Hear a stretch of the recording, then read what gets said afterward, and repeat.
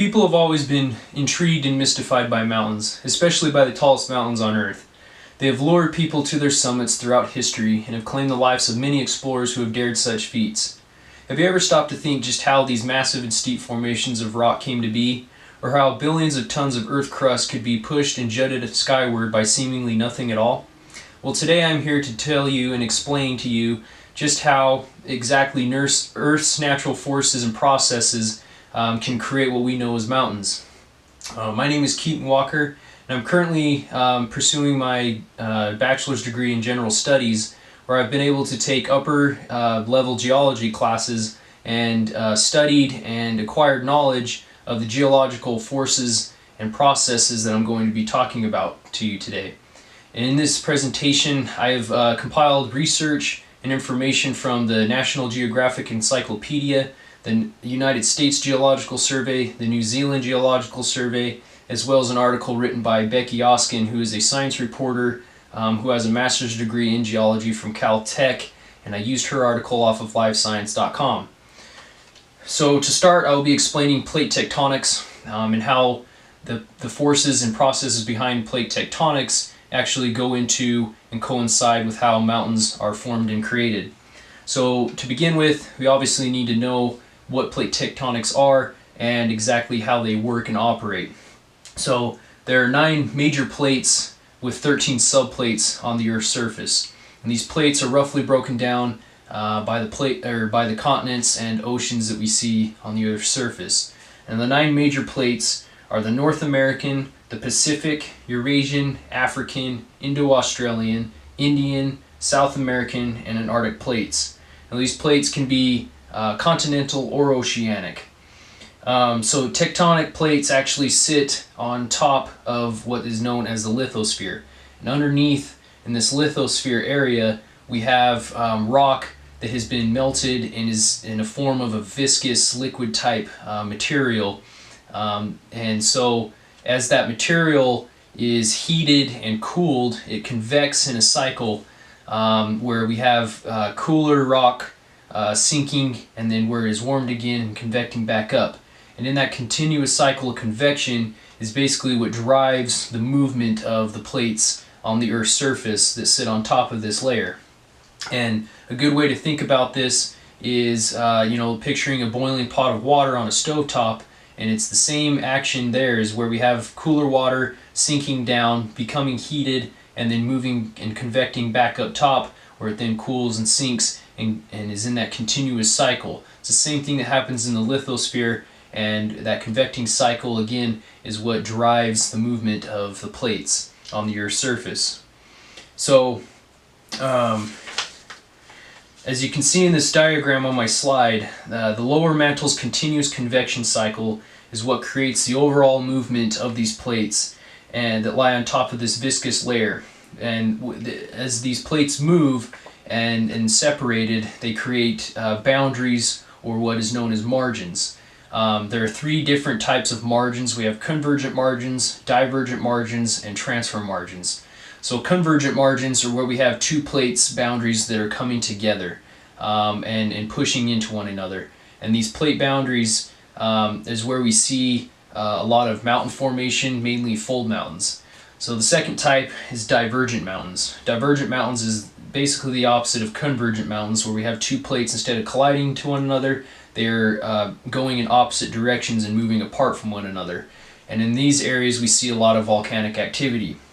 And the third is transfer margins. So this is where we have 2 plates that are, instead of colliding or moving apart, we actually have plates that are moving in a horizontal motion, that are grinding and sliding past one another. So we get a lot of earthquake activity in these areas. And a good example of a transfer margin is the San Andreas Fault in California. And essentially what we have on the San Andreas Fault is the Pacific plate moving in a northwest direction and the North American plate moving in a southerly direction. And as these plates are moving and grinding past each other, that is what is creating these earthquakes. So now that you know a little bit about how plate tectonics work, move, and operate, let's begin to discuss the several different types of mountains that we see on Earth. So there are 4 main types of mountains. We have fold mountains, block mountains, volcanic mountains, and dome mountains. So the most common and largest are fold mountains. And now these are created by two plates colliding into one another. And as these plates collide into one another, if they're similar densities, one won't give to the other. So what happens is we have pressures building up, and as these pressures build up against one another, we will get crumpling and folds created on the Earth's surface, and it'll warp and push rocks upwards and basically break Earth crust and giving it that geological formation of mountains. So a good example of fold mountains is the Himalayan mountain range in Nepal. And where we see there is the Indian plate and the Eurasian plate colliding into one another, and right where they are pushing and colliding into one another is where the Himalayan mountain range is formed. And that mountain range actually continues to grow higher each year, and it rises approximately 1 centimeter per year, according to the United States Geological Survey. So those mountains are actually still being formed as today. And so this process of mountain forming is called orogeny, and it's derived from the ancient Greek language, which roughly translates to giving birth to mountains. And this process takes millions of years.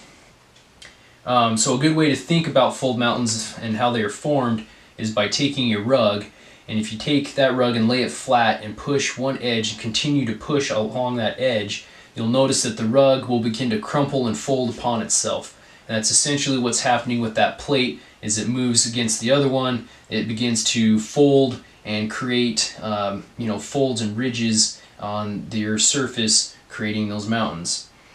So in this slide you can see two visualizations and get an idea of how these two plates are colliding into one another and creating that crumpling effect and those folds in the Earth's crust. The third picture is a real-life photo of fold mountains and how they are created. So the second type is block mountains. Block mountains involve faults or cracks that we see within these folds that are created by fold mountains. And as pressure continues to build up to the extent where these folds actually break is what creates block mountains. So essentially you'll get cracks or faults in these folds, and as they break, you'll have a block that'll go higher and a block that will sink. Now the blocks that sink are called horsts, and the blocks that sink are called troughs. And so you'll have a higher mountain and a lower mountain, which is the trough, creating a mountain and valley type formation. And so these cracks or faults can range anywhere between a centimeter to the size of a whole mountain. So they vary greatly in size. And block mountains are also characterized by having a steep side, and then the opposite side will have a gently sloping side to it. And a good example of that is the Sierra Nevada mountain range in California, and where it has western slopes are very steep in character, and then its eastern side is much more gently sloping. So, and you can see in this slide there's two diagrams, one showing the faults and the folds and how the blocks either sink or rise, creating the horst or gravens. So the other picture on here is a Google map showing the Sierra Nevada mountain range, and if you look at it closely you can see that the western side is much more steep, and where the eastern side is much more gently sloping. So next I will talk about volcanic mountains. So volcanic mountains are much more simpler in the way that they are formed. And essentially what happens is we get magma that comes from the lithosphere and is pressurized up through into the Earth's crust, where it becomes inside chambers. As it sits inside these chambers, it gets pressurized by more and more magma becoming inside these chambers, and after enough pressure is produced, this magma will erupt through the volcanic shaft or volcanic cone, and it will erupt outside into the up above Earth's surface. And once it becomes on the Earth's surface, it is considered lava, and as that lava falls back down onto the Earth's surface, it slowly cools and solidifies, and as that happens, it'll keep erupting and accumulating and cooling and solidifying, eventually building up a mountain. And so with that, the way that is built up, we get that classic cone shape that we see with volcanic mountains because of that lava falling, cooling, and creating that cone shape. So classic examples of these are Mount Fuji and Mount Rainier. And on this next slide, you can see two diagrams of depicting the forming of volcanic mountains. And then the bottom two pictures show Mount Fuji, which is on the left, and Mount Rainier on the right. And you will see that these mountains have that classic cone formation that we see with volcanic mountain formation. So the last and fourth type of mountain is dome mountains. Now, dome mountains are also magmatic in activity, but are not volcanic by nature. So they still form in the same way that they have magma being pushed into these chambers, but instead of actually erupting, that magma will just bulge the Earth's surface upwards and create a bulge on that surface. And then instead of erupting, that chamber of magma will sit and it'll slowly cool and solidify. Now after it's cooled and solidified, it's usually a much stronger and tougher rock than the surrounding rocks that surround it. And so as millions of years go by, that soil and rock that surround this tougher rock become eroded, and eventually that tougher, stronger rock is exposed by millions of years of erosion, and so that the land next to it is lower in elevation, and then you have this dome-shaped rock that is left behind. And so a classic example of that is Yosemite's Half Dome, Yosemite's National Park. The Half Dome formation there has that classic dome formation. And so in this the diagram on this slide shows how volcanic activity forces magma through the chambers, like I said, where it becomes pressurized and pushes the crust upwards and bulges. And if you'll notice, the magma doesn't actually erupt, but stays in that chamber. And then the other picture that we see on this slide is Half Dome in Yosemite's National Park, and you'll see that classic dome formation, hence the dome name.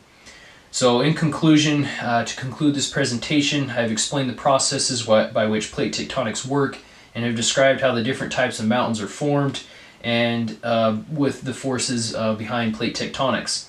Now remember that plate tectonics are the main forces that drive the formation of mountains and ultimately creates the actions and processes